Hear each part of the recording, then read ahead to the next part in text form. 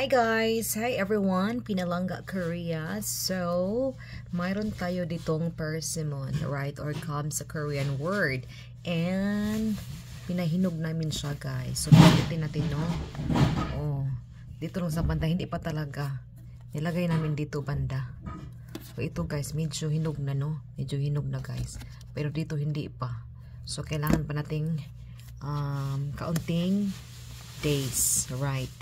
So kasi guys, gusto ko talaga ng hinog na persimmon. Ang sarap lang. So kasi it's winter time, it's persimmon season. Alright, nilagay ko lang dito guys, banda. So ito lang po mga panalangga. Pero meron kami sa refrigerator guys na medyo crunchy. Pero ito ay nilagay ko. So tingnan natin guys, sana sa Pasko mahinog na ito, no? So guys, kakain ka ba ng persimmon? There you go. So, thank you guys for watching.